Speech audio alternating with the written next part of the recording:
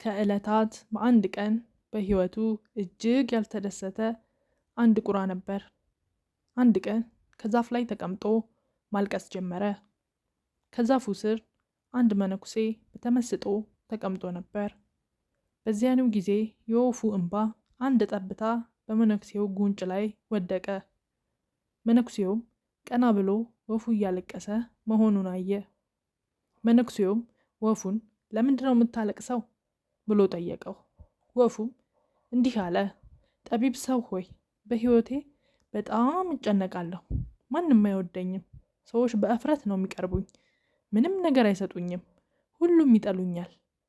ሁሉም ድንጋይ ነው የሚወረውሩብኝ።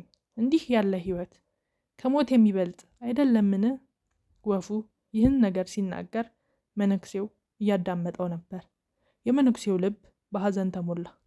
በማንኛውም ሁኔታ እኮ ራሳችንን ተቀብለን ደስተኛ መሆን አለብን አለው። ነገር ግን ቁራው የመነኩሴውን ቃል አልሰማም። ማልቀሱን እንደቀጠለ ነበር።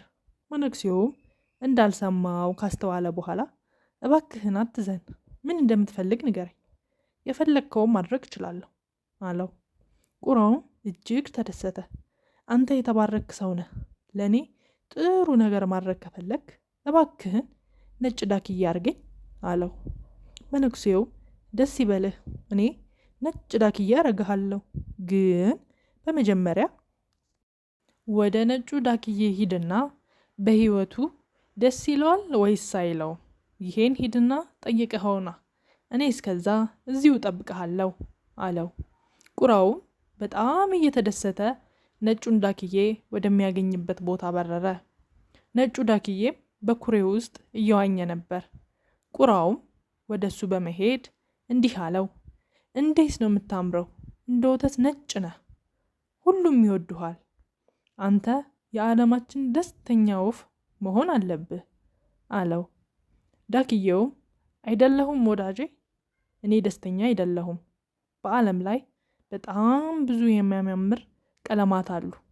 እኔ ግን ምንም የለኝም፣ ነጭ ብቻ ነኝ። ነጭ ምንም አይደለም። ሳስበው ፓሮት የዓለማችን ደስተኛ ወፍ ይመስለኛል። ብዙ ቀለማቶች አሉት። ቁራውም ይሄን ሲሰማ ፓሮትን ወደሚያገኝበት በረረ። ፓሮቱንም እንዳገኘው ሰላም ፓሮት፣ አንተ በጣም ብዙ ቀለማቶች የተዋብክ ነህ። በጣም ታምራለህ። እርግጠኛ ነኝ አንተ የዓለማችን ደስተኛው ወፍ ነህ። አይ ወዳጄ፣ እኔ ደስተኛ አይደለሁም። ሰዎች ፓሮትን በተዘጋ ብረት ውስጥ ያስቀምጣሉ። እኔ ሁሌ እንደፈራውና እንደተሳቀቅኩ ነው። አንድ ሰው ይዞኝ በተዘጋ ብረት ውስጥ እንዳያስቀምጠኝ። እንዲያው ሳስበው ፒኮክ የዓለማችን ደስተኛ ወፍ ይመስለኛል። እሱ ከኔ የበለጠ በቀለማት ያሸበረቀ ነው። ቁራውም ይሄን ከሰማ በኋላ ፒኮክን ፍለጋ ሄደ፣ በረረ። በጣም ፈለገው። በስተመጨረሻም በትልቅ የእንስሳት ማስጎብኛ ውስጥ አገኘው። በመቶዎች የሚቆጠሩ ሰዎች እየጎበኙት ነበር። ሰዎቹ ከሄዱ በኋላ ወደ ፒኮኩ ጠጋ ብሎ ሰላም ፒኮክ፣ በጣም ታምራለህ። በጣም ብዙ ሰዎች አንተን ለማየት ይመጣሉ። እኔን አየህ? ሲያዩኝ እንኳን ድንጋይ ነው የሚወረውሩብኝ። ሳስበው አንተ የዓለማችን ደስተኛ ወፍ ነህ። ፒኮኩም መለሰለት፣ አዎ እኔ በጣም ቆንጆ ነኝ፣ ደስተኛ ወፍም ነኝ። ግን በውበቴ ምክንያት ብዙ የእንስሳት ማስጎብኛ ውስጥ ታስሬያለሁ። ሰዎች ላባዎቼን ለማጌጫነት ሲነቅሉት በጣም ያማል፣ ልቤ ይሰበራል። ደስተኛ አይደለሁም ወዳጄ። ቁራውም ይሄን ከፓሮቱ በመስማቱ በጣም ተገረመ። ቁራውም ጥያቄ ጠየቀው፣ እሺ አንተ ደስተኛ ካልሆንክ ማን ነው የዓለማችን ደስተኛ ወፍ? እኔ ብዙ የእንስሳት ማስጎብኛዎችን አይቻለሁ፣ ግን ካየኋቸው ማስጎብኛዎች ውስጥ ሁሉ አንተ ነህ ብቸኛው ወፍ በብረት ውስጥ ያልተዘጋብህ።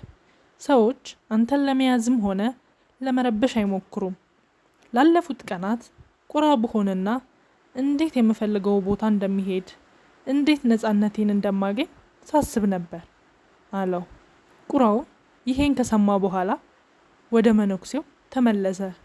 ቁራው ለመጀመሪያ ጊዜ ቁራ በመሆኑ ተደሰተ። ወደ መነኩሴውም ሄዶ ኦ መነኩሴው፣ እኔ ወዴትም መቀየር አልፈልግም አለው። ሁላችንም በማንነታችን ደስተኛ መሆን አለብን።